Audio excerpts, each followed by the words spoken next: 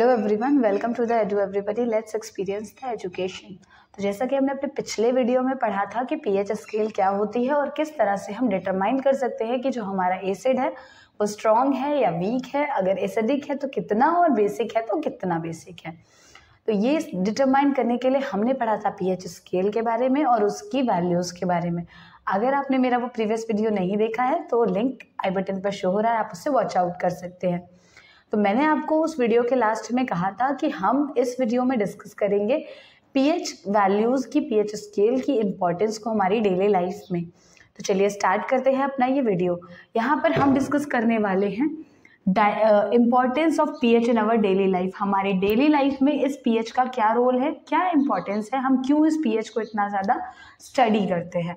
तो pH values को हम स्टडी इसलिए करते हैं क्योंकि सबसे पहला रोल इनका आता है हमारे डाइजेस्टिव सिस्टम में। हमारे डाइजेस्टिव सिस्टम में इनका क्या रोल है, तो हमारे डाइजेस्टिव सिस्टम में क्या होता है, हमारे डाइजेस्टिव सिस्टम में प्रेजेंट होता है HCl, डाइल्यूट HCl प्रेजेंट होता है। ये HCl जो होता है इसका कुछ पीएच होता है जो हमने पिछले वीडियो में पढ़ा था कि इट इज़ नियर अबाउट 1.2। इसका पीएच होता है 1.2 जो हमारी बॉडी में प्रेजेंट है। किस लिए प्रेजेंट है? प्रोटीन्स के डाइजेशन के लिए। क्या होता है कि ये जो होता है ये ब्रेक डाउन कराता है प्रोटीन्स का, अमाइनो एसिड्स का, और यहाँ पर क्या होता है, यहाँ पर इनका डाइजेशन होता है।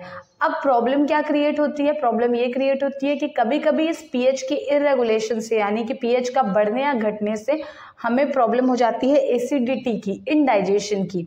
इस प्रॉब्लम को सॉल्व करने के लिए हम क्या कॉन्सेप्ट अप्लाई करते हैं? पीएच को मेंटेन करने के लिए हम इसको प्रोवाइड करते हैं एक बेसिक मीडियम जो होता है हमारा MgOH का होल ट्वाइस, जिसे हम मिल्क ऑफ मैग्नीशिया भी कहते हैं, या नॉर्मली हम बेकिंग पाउडर का यूज़ करते हैं जिसे NaHCO3 कहते हैं। इन दो चीज़ों का जब हम यूज़ करते हैं तो ये करते क्या है, ये इस वाले एसिड को जाकर के न्यूट्रलाइज कर देते हैं। हमने पढ़ा है न्यूट्रलाइजेशन रिएक्शन।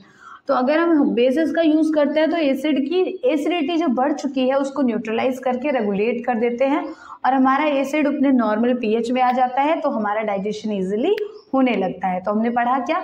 हमने ये पढ़ा कि जो हमारा डाइजेस्टिव सिस्टम में एसिड प्रेजेंट है उसकी पीएच वैल्यू 1.2 होती है, जो प्रोटीन्स के या अदर कॉम्प्लेक्स कंपाउंड्स के डाइजेशन के लिए हेल्पफुल होता है। अगर इसका पीएच बढ़ जाता है तो हमें एसिडिटी होती है, जिसको रेगुलेट करने के लिए हम कुछ बेसिस लेते हैं।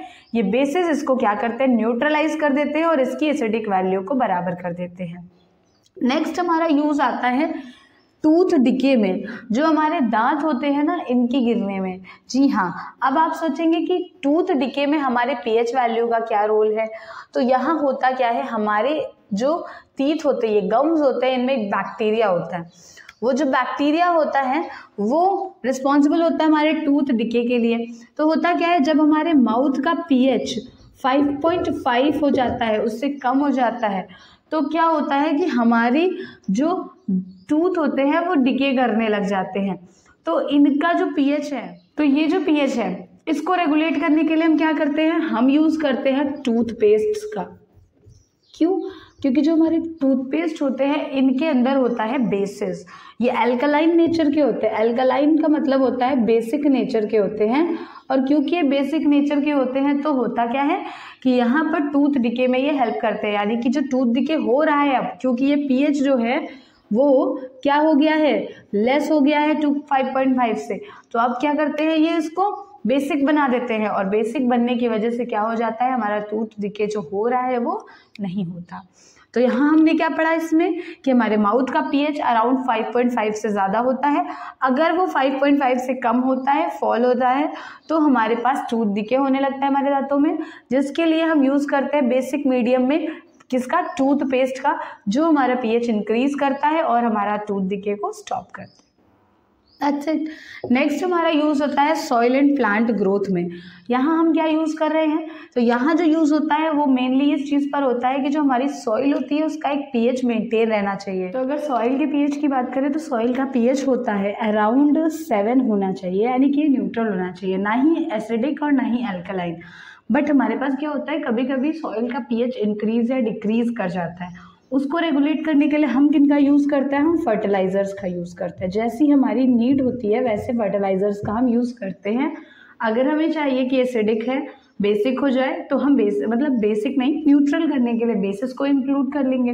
अगर बेसिक है तो हम एसिडिक फर्टिलाइजर्स को यूज़ करते हैं इसे न्यूट्रलाइज करने के लिए। तो इस तरह से हम यहाँ पर भी पीएच का यूज़ कर रहे होते हैं।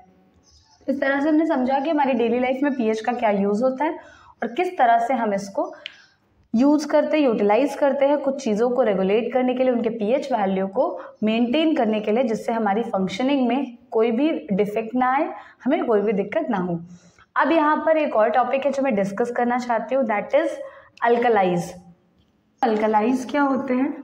अल्कलाइज जो होते हैं ना, बहुत ही इजी टॉपिक है, आप अभी 2 मिनट में समझ जाएंगे। अल्कलाई जो होता है वो हमारा बेस ही होता है, पर एक अलग तरह का बेस होता है। बेस कैसा होता है? ये होता है वाटर सॉल्युबल। अगर कोई भी बेस है हमारा जो पानी में सॉल्युबलाइज हो रहा है, पानी में घुल पा रहा है, तो हम उसे कहेंगे कि ये अल्कलाई है। सो ऑलवेज रिमेंबर, बेसिस कुछ डिफरेंट होते हैं, बट उन कुछ बेसिस में से जो बेसिस पानी में डिजोल्व हो सकते हैं, सॉल्युबलाइज हो सकते हैं, हम उन्हें कहते हैं अल्कलाइज। सो अल्कलाइज आर वाटर सॉल्युबल बेसिस।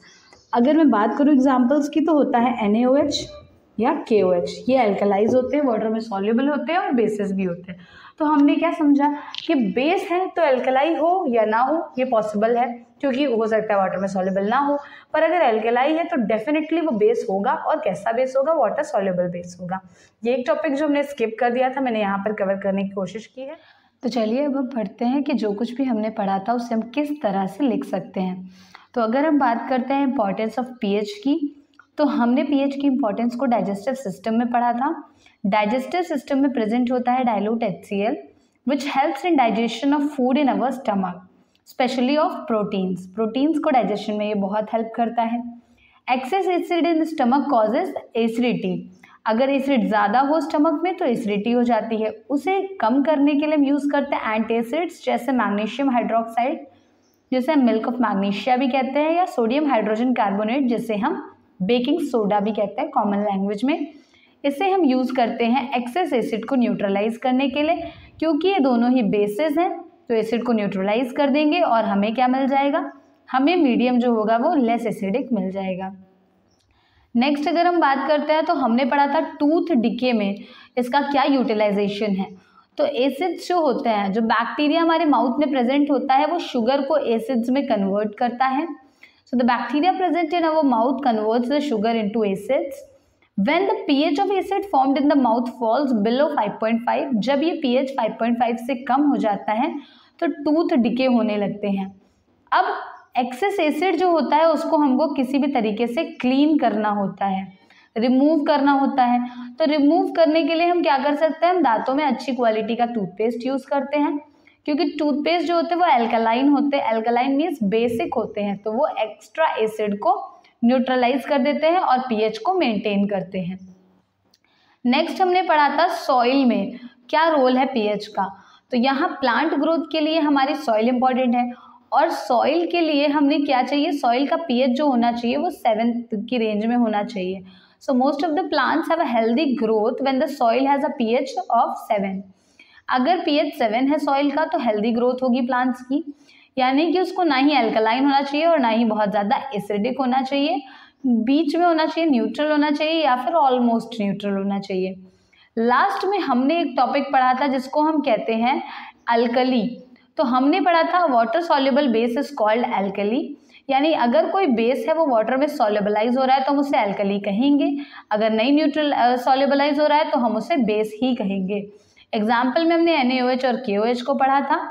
फिर एक कॉन्सेप्ट है जो मैंने आपको कहा था कि जितनी भी अल्कली होंगी वो बेसिस होती हैं, पर जो बेसिस हैं वो अल्कली हों ऐसा ज़रूरी नहीं है। क्यों? क्योंकि एक बेस जो होगा वो वाटर सॉल्युबल हो भी सकता है और नहीं भी हो सकता है। So base can be water soluble और insoluble, but an alkali is always a base which is water soluble.